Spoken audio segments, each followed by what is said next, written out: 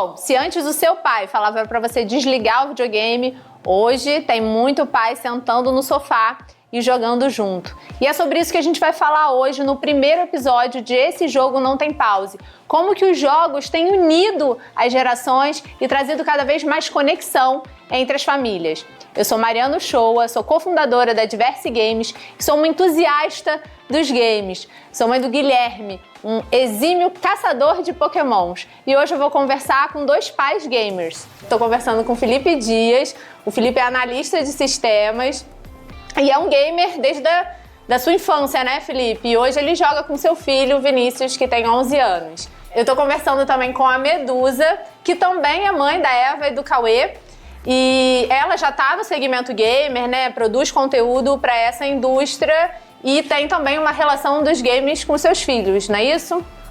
Então, obrigada por terem aceitado esse convite, estarem aqui inaugurando esse programa com a gente no nosso primeiro episódio.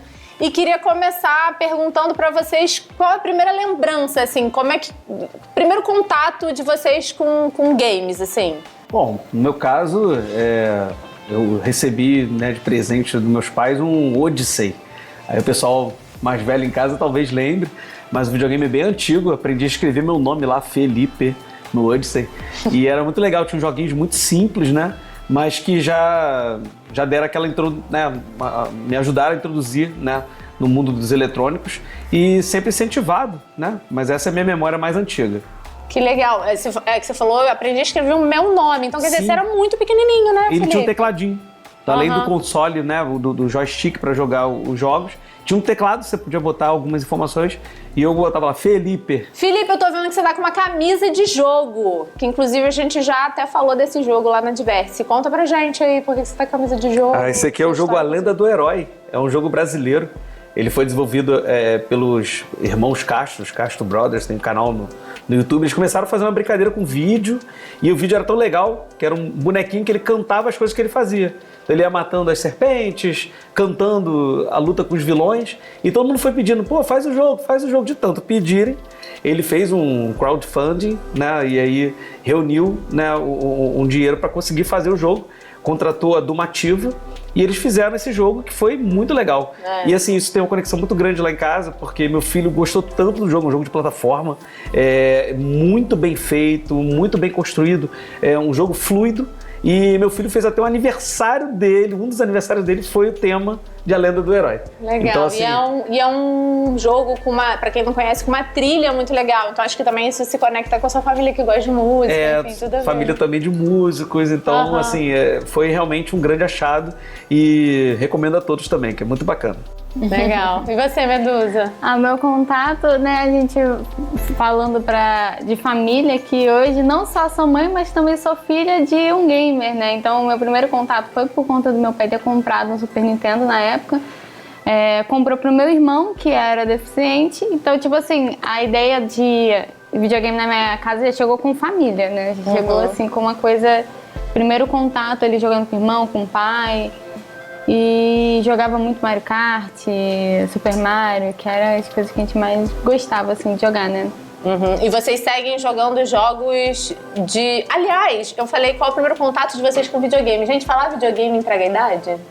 Ih, entrega total, olha aí, eu falando do Odyssey, ela falando do Super Nintendo. Meu Super Nintendo já foi na minha metade da vida gamer. Porque o meu marido fala que a gente não tem que falar videogame, que hoje em dia fala games, que falar videogame entrega a idade. Vocês concordam? Eu acho que não, na verdade. Eu acho que, tipo, a galera não tem essa diferenciação. Eu me sinto velha quando eu falo videogame. Me sinto, mas eu já percebi que é uma coisa nossa. Não tem isso. A comunidade de games não diferencia isso, não. Videogame, de quem fala games, não diferencia isso. Ainda não. Pode ser que em algum momento... a gente começa a ser taxado de cringe, mas eu acho que ainda não. Você fala videogame, Felipe? Eu acabo falando videogame, acho que entregando minha idade, mas de fato porque existia uma coisa de ter um console. O console entregava, de fato, a idade e a geração. Porém, depois que o tempo foi passando, os jogos não têm a conexão mais do tempo. Isso. Então você hoje jogar um jogo do Atari é tão divertido quanto jogar um jogo atual. Então, eu acho que nessa pegada de que o game que importa e não o console é só um meio para diversão. Então, jogo hoje com meu filho jogos antigos e jogos atuais, e o que importa é a diversão, a brincadeira. Legal. Vocês jogavam com os pais de vocês? Você falou que, né, você é filha e por isso que você começou a jogar, você também, né, era uma criança muito pequena, então você também ganhou um videogame. Vocês jogavam com os pais ou os pais estimulavam vocês a jogar como entretenimento? Enfim, fala aí, Felipe. Eu jogava com meus pais, jogava com minha irmã também, mas naquela época eram mais jogos de um jogador. Você tinha que revezar para poder jogar todo mundo, né? Não tinham jogar ao mesmo tempo. E quando era com 2 jogadores, na verdade era um de cada vez. Então não tinha dois players, né? Depois os jogos começaram a ser mais cooperativos com 2. E muito tempo depois aí na minha história, né, é que começaram a aparecer jogos multiplayer, né? Mas por muitos anos foram 2 jogadores e todo mundo revezando para conseguir jogar. Inclusive os adultos. Inclusive os adultos. Legal, vocês, né? Lá em casa também era bem assim, era revezando. A minha mãe era a única que não era muito de jogar, mas às vezes ela entrava e também tinha que revezar com ela. Não tem jeito, né? Porque a gente, eu acho que do período de Super Nintendo até o PlayStation 2, que era muito mais jogo offline, a gente tinha esse contato com as pessoas, né, mais em casa, então não tinha como não ser essa coisa de revezando. E detalhe, né, o videogame não era pra mim. Aí tinha coisa lá em casa de tipo, eu tenho um irmão que ele é meio irmão, né, era o pai de pai, às vezes ia passar as férias lá em casa. Então, às vezes eu era chata que queria atrapalhar ele jogando videogame, não a pessoa que tava ali. Porque foi comprado pra ele, né? Exatamente. Só que aí, assim, mesmo assim, eu tava lá de noite perturbando porque eu queria jogar, até que chegou uma hora que eles cederam, tipo assim, não, ela realmente gosta de jogar. Mas era meio que isso, né? Compartilhar controle. Quando chegou o PC, compartilhar PC, porque aí é 3 irmãos, aí cada um quer jogar um pouquinho. Não tem jeito. Esse compartilhamento era tranquilo com a sua irmã, Felipe? Bem tranquilo, porque a gente jogava em família, né? Revezando, né?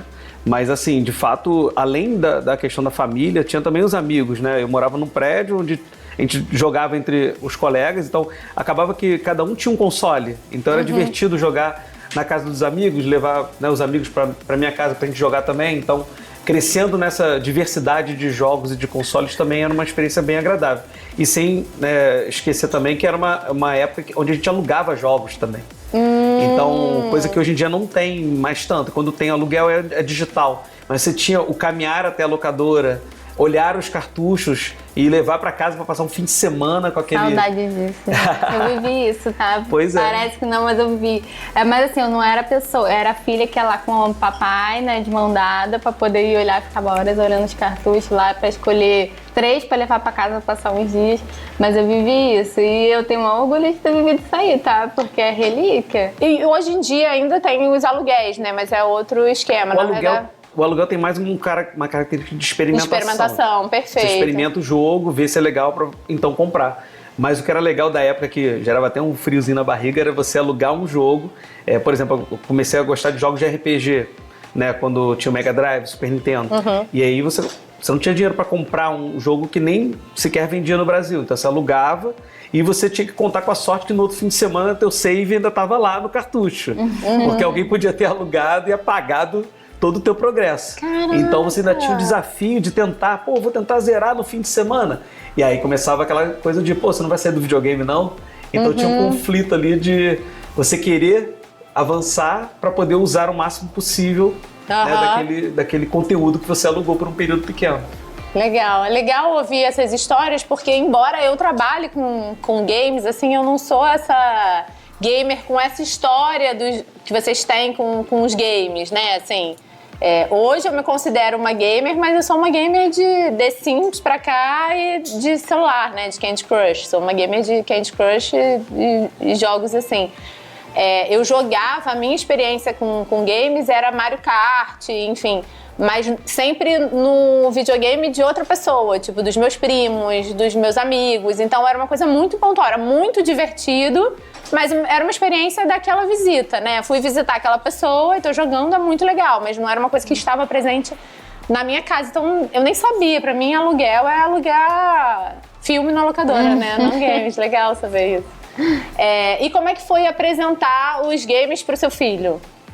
Isso foi uma experiência muito bacana, porque meu filho Vinícius hoje tem 11 para 12 anos.